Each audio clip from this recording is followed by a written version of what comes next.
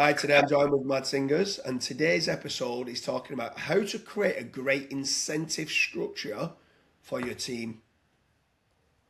Yep.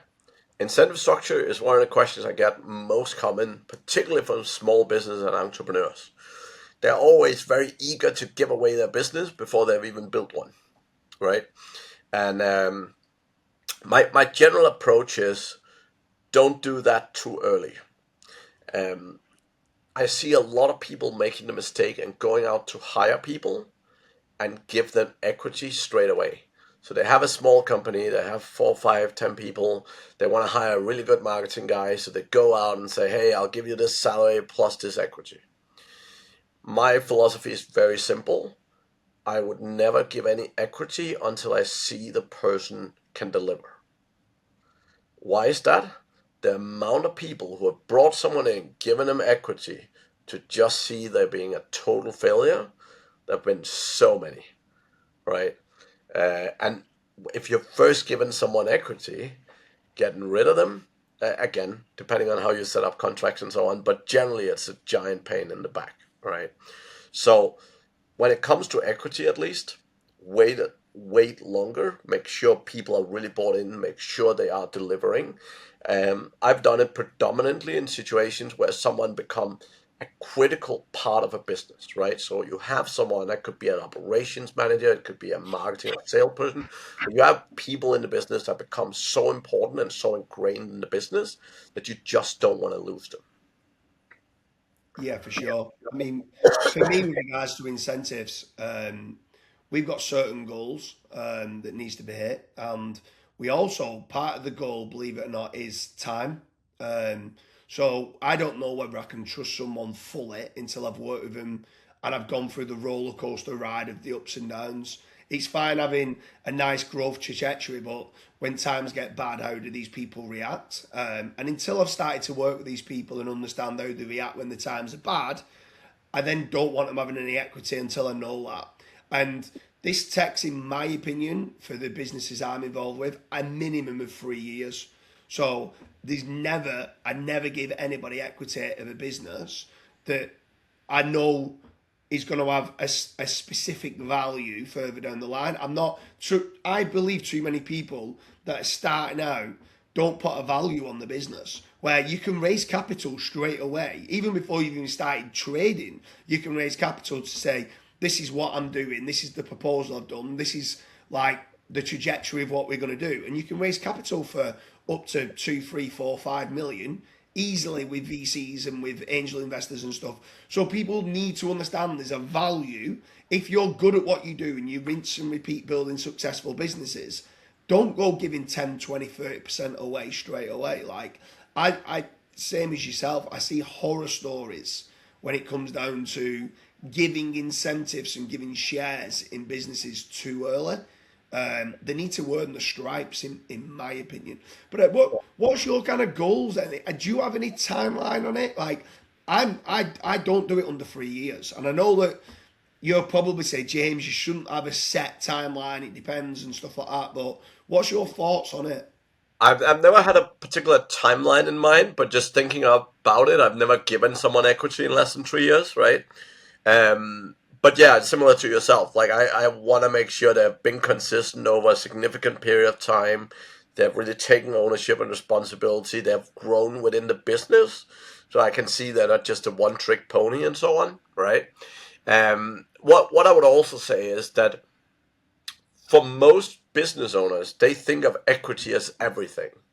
Whereas to most people, it ain't that important because owning 10% of nothing or something that's hard to put a value on, it doesn't actually motivate most people. So whereas business owners give it thinking it's a huge motivator, and for most people, reality is it's not at all, right? Yeah. Like I've literally worked with clients that got in a shit situation.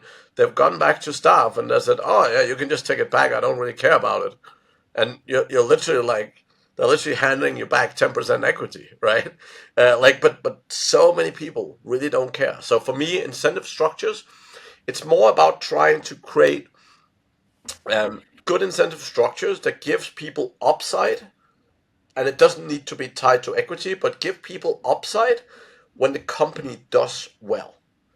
And I say the company, obviously, when you're dealing with salespeople, there's often commission happening. But outside of sales, my whole mindset is very simple. I generally don't want to be handing out bonuses if the company is losing money, right? So my whole mindset is generally I try and make it as team focused at all possible because I really want to make sure that it's not a case where some person in the company does an amazing job, get a huge bonus, but the company lost money, right? Because someone else failed. So I really try and build the team focus in it, and I really try and make sure that people are focused on the team aspect. But then looking at and saying, okay, if we hit certain metric, if we hit certain growth at a company level, here's what that's going to mean to the senior team, right? If we go from 1 to 3 million next year, we're going to take 200K and divide between the team.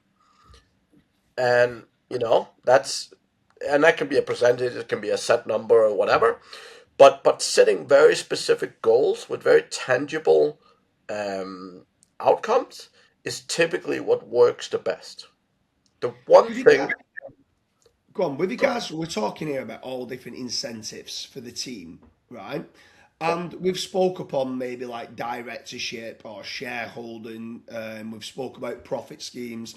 But what other incentives? Like I'm going to rhyme off a few different incentives that I've heard different businesses do, and you say whether your thoughts are whether you think it's a good idea or a bad idea. So in the Philippines, quite a lot of staff always seem to want health insurance, and they see that as being part of it. There's a certain amount of holidays, so it's not specifically driven by money.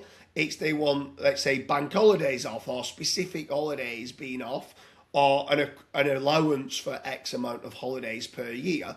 And as long as that's going up, they're happy. They're not even bothered about the pay rises. They want more free time. Some people could be that they change to like a 4 day work week instead of a 5 day work week. Some people do gym memberships as being an incentive. Some people do like days out at, let's say, the races and like summer or Christmas party and stuff like that. But what do you find with regards to incentives that seem to do well to keep them motivated and keep that structure and being able to grow? yeah, I think personally I like all of them. And this is where disc is super valuable because you can kind of understand what are different people motivated by. Most entrepreneurs are motivated by money because that's why they jump into it in the first place. But most people are not motivated by money. Like obviously they do a job to make money, but many people you could dangle a double paycheck in front of them and they'll put in 0% extra effort. Like it's not that they don't care. They theoretically want the money. They think they should want the money. They think it should motivate them, but it doesn't, right? So we've done a lot of stuff. So like staff abroad more. We love looking at internet connection. So we love looking at saying, hey, you ever had some internet outages? What's available? For example, our Filipino staff, we got a bunch of them Starlink when Starlink first came to the Philippines because Philippines have quite notoriously been not great on internet, right? And Starlink have been absolutely amazing. Um, if we pay $50 a month for Starlink, right, that's not the end of the world for us, but it makes a big difference to them. And again, it brings a benefit to us, right? So anything, and same with health insurance, right? Like if your staff is stressing out over health, um, if that's an incentive you get them by hitting a certain goal or by getting to a certain point, totally okay, right? Like we have had staff that we have gotten new desks, new chairs, new additional monitors, like all sorts of different stuff that we can see that hey, this person would benefit from having this, right? Um, so yeah, it's about figuring out the individual. We even did some prices at one point where it was like a weekend away with a partner or something where whoever won we went and booked them a really nice hotel and they could take their partner on a weekend away and so on. So that there's so many incentives you can look at. It's not always money. um, but again, for some people, and particularly as a community, teams are often driven by money, right? So there can be a lot of benefit in having schemes that adds financial incentive, but there's many incentives to play with for sure. Yeah, for sure. Anyone who's watching this, let us know what incentives you've done for your staff, whether that's in-house staff or whether it's remote staff. I'd love to know what incentives have worked well for you. What incentives have you done that also you didn't think worked well? So people start to become reliant on a specific incentive. It doesn't drive them on to the next level. I'd love to know in the comment section. Mads, it's been an absolute pleasure having you on. Thank you very much. Yes.